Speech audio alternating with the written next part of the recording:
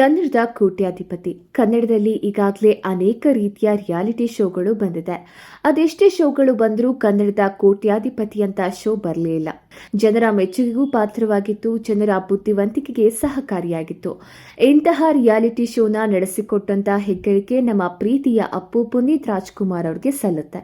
ಇದರಿಂದ ಜನಕ್ಕೆ ಉಪಯೋಗ ಆಗಿದ್ದೇ ಹೊರತು ಯಾವುದೇ ರೀತಿಯ ಸಮಸ್ಯೆ ಅಂತೂ ಆಗಿರಲಿಲ್ಲ. ಸುಮ್ಮನೆ ಕಾಲಹರಣ ಮಾಡುವಂತ ಶೋ ಆಗಿರಲಿಲ್ಲ.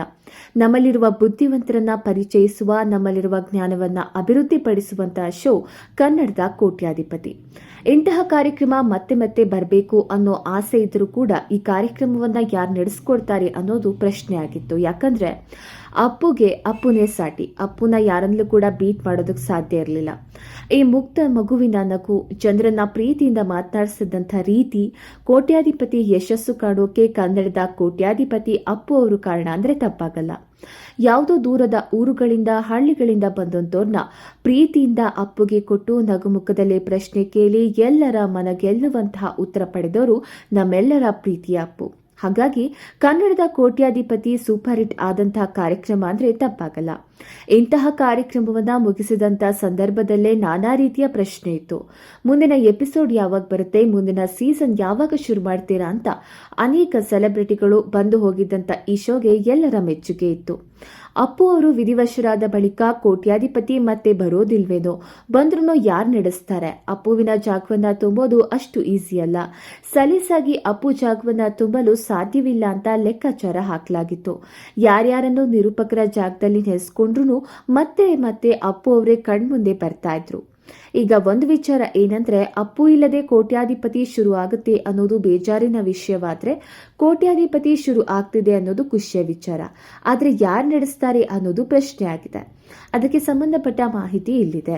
ಏನಿದು ವಿಷಯ ಅಂತ ನೋಡೋಣ. ಅದಕ್ಕೂ ಮುನ್ನ ನೀವಿನ್ನು ನಮ್ಮ ಚಾನೆಲ್ನ ಸಬ್ಸ್ಕ್ರೈಬ್ ಮಾಡಿಲ್ಲ ಅಂದ್ರೆ ಸಬ್ಸ್ಕ್ರೈಬ್ ಮಾಡ್ಕೊಳ್ಳಿ. ಹಾಗೇನೆ ಈ ವಿಡಿಯೋಗೆ ಒಂದು ಲೈಕ್ ಕೊಟ್ಟು ನಮ್ಮನ್ನ ಪ್ರೋತ್ಸಾಹಿಸಿ. ಹೌದು, ಕಿಚ್ಚ ಸುದೀಪ್ ಕನ್ನಡದ ಸೂಪರ್ ಆಕ್ಟರ್ ಜೊತೆಗೆ ಆಂಕರ್ ಕೂಡ ಹೌದು. ಕನ್ನಡದಲ್ಲಿ ಕೆಲವರು ಆಕ್ಟರ್ ಹಾಗೂ ಆಂಕರ್ ಇರುವುದು. ಅದು ರಮೇಶ್ ಅರವಿಂದ್ ಅವರು ಆಗಿರಬಹುದು, ಅಪ್ಪು, ಗಣೇಶ್, ಹಾಗೇನೆ ಕಿಚ್ಚ ಸುದೀಪ್ ಅವರು. ಕಿಚ್ಚ ಸುದೀಪ್ ಅಂದ ತಕ್ಷಣ ಬಿಗ್ ಬಾಸ್ ನೆನಪಿಗೆ ಬರುತ್ತೆ. ಸುದೀಪ್ ಇಲ್ಲದೆ ಬಿಗ್ ಬಾಸ್ ಪೂರ್ಣ ಆಗೋದಿಲ್ಲ ಅನ್ನೋದೇ ಎಲ್ಲರ ಅನಿಸಿಕೆ. ಈ ಸೀಸನ್ ನಲ್ಲಿ ಸುದೀಪ್ ಅವರು ಬರಲ್ವಂತೆ. ಅಯ್ಯೋ, ಸುದೀಪ್ ಅವರು ಬರಲ್ವಾ, ಹಾಗಾದ್ರೆ ನಾನು ಬಿಗ್ ಬಾಸ್ ನೋಡೋದೇ ಇಲ್ಲ, ಸುದೀಪ್ ಇಲ್ದಿದ್ರೆ ನೋಡೋದು ಹೇಗೆ ಅಂತ ಲೆಕ್ಕಾಚಾರ ಹಾಕ್ಲಾಗ್ತಿತ್ತು. ಕೊನೆಗೂ ಕಿಚ್ಚ ಸುದೀಪ್ ಅವರೇ ಮುಂದಿನ ಸೀಸನ್ನ ನಾನು ಹೋಸ್ಟ್ ಮಾಡಲ್ಲ ಅಂತ ಅನೌನ್ಸ್ ಮಾಡಿದಾಗ ತುಂಬಾ ಜನಕ್ಕೆ ಬೇಸರ ಆಗಿತ್ತು. ಯಾಕೆ ಇದ್ದಕ್ಕಿದ್ದಂತೆ ಸುದೀಪ್ ಅವರು ಇಂಥದ್ದೊಂದು ನಿರ್ಧಾರ ತಗೊಂಡ್ರು? ಸುದೀಪ್ ಇಲ್ಲದೆ ಇದ್ರೆ ಬಿಗ್ ಬಾಸ್ನ ನೋಡೋದಕ್ಕೆ ಆಗಲ್ಲ. ವಾರದ ಕತೆ ಕಿಚ್ಚನ ಜೊತೆ ನೋಡೋದೇ ಒಂದು ಚಂದ. ಹೀಗಿರ್ಬೇಕಾದ್ರೆ ಆ ಕಾರ್ಯಕ್ರಮವನ್ನ ಯಾರು ನಡೆಸ್ಕೊಡೋದಕ್ಕೆ ಸಾಧ್ಯ? ಅಷ್ಟು ತೂಕವಾಗಿ ಮಾತನಾಡಿ ಯಾರು ನಡೆಸ್ಕೊಡ್ತಾರೆ? ಈ ಎಲ್ಲಾ ಪ್ರಶ್ನೆಗಳು ಇರೋ ಬೆನ್ನಲ್ಲೇ ಯಾಕೆ ಸುದೀಪ್ ಅವರು ಗುಡ್ ಬೈ ಹೇಳಿದ್ರು? ಮುಂದಿನ ದಿನಗಳಲ್ಲಿ ಸುದೀಪ್ ಅವರು ಇದನ್ನೇ ನಡೆಸ್ಕೊಂಡು ಹೋಗ್ಬೋದಿತ್ತಲ್ವಾ? ಸಡನ್ ಆಗಿ ಗುಡ್ ಬೈ ಹೇಳಿದ್ಯಾಕೆ? ಈ ತರದ ಹಲವು ಪ್ರಶ್ನೆಗಳಿತ್ತು. ಒಂದು ಕಡೆ ಅಪ್ಪು ಸ್ಥಾನವನ್ನ ತುಂಬೋದು ಯಾರು ಕೋಟ್ಯಾಧಿಪತಿಗೆ, ಇನ್ನೊಂದು ಕಡೆ ಬಿಗ್ ಬಾಸ್ ನಲ್ಲಿ ಕಿಚ್ಚನ ಸ್ಥಾನವನ್ನ ತುಂಬೋದು ಯಾರು ಅನ್ನೋ ಪ್ರಶ್ನೆಗಳು ಕೂಡ ಇದೆ. ಹಾಗೆ ನೋಡಿದ್ರೆ ಇಬ್ಬರದು ಬೇರೆ ಬೇರೆ ವ್ಯಕ್ತಿತ್ವ, ಇಬ್ಬರು ಅಪ್ಪಟ ಕನ್ನಡ ಪ್ರೇಮಿಗಳು, ಇಬ್ಬರು ಅದ್ಭುತ ನಟರು ಅನ್ನೋ ಒಂದು ಸಾಮರ್ಥ್ಯ ಬಿಟ್ರೆ ಇಬ್ಬರ ವ್ಯಕ್ತಿತ್ವ ಬೇರೆ ರೀತಿಯಾಗಿದೆ. ಹೀಗಿರ್ಬೇಕಾದ್ರೆ ಅಪ್ಪು ಇಲ್ಲದ ಕೋಟ್ಯಾಧಿಪತಿಯನ್ನ ಸುದೀಪ್ ಅವರು ನಡೆಸ್ಕೊಡ್ತಾರೆ ಅನ್ನೋ ಸುದ್ದಿ ಸಿಕ್ಕಾಪಟ್ಟೆ ವೈರಲ್ ಆಗಿದೆ. ಹೌದು, ಅಪ್ಪು ಹಾಗೂ ಕಿಚ್ಚ ಚಿಕ್ಕ ವಯಸ್ಸಿನಲ್ಲೂ ಸ್ನೇಹಿತರು. ಇಬ್ರು ಅನೇಕ ಕಾರ್ಯಕ್ರಮಗಳಲ್ಲಿ ಸ್ಕ್ರೀನ್ ಶೇರ್ ಮಾಡಿದಾಗ ಇಬ್ರು ಒಟ್ಟಿಗೆ ಸಿನಿಮಾ ಮಾಡಿ ಅಂತ ಅನೇಕರು ಹೇಳಿದ್ದುಂಟು. ಯಾವಾಗ ಅವಕಾಶ ಸಿಗುತ್ತೋ ಆವಾಗ ಮಾಡ್ತೀವಿ ಅಂತ ಹೇಳ್ತಾ ಇದ್ರು. ಆದ್ರೂ ಕೊನೆಗೆ ಅವಕಾಶ ಸಿಗಲಿಲ್ಲ. ಇದೀಗ ಕನ್ನಡದ ಹೆಮ್ಮೆಯ ಮತ್ತು ಪ್ರತಿಷ್ಠಿತ ಕಾರ್ಯಕ್ರಮ ಆದಂತಹ ಕನ್ನಡದ ಕೋಟ್ಯಾಧಿಪತಿಗೆ ಕಿಚ್ಚ ಸುದೀಪ್ ಅವರೇ ಸೂಕ್ತ ಅನ್ನೋ ವಿಷಯ ಚರ್ಚೆಯಾಗಿದೆ. ಇದನ್ನ ಕಿಚ್ಚ ಸುದೀಪ್ ಅವರ ಮುಂದೇನೂ ಇಡ್ಲಾಗಿದೆ.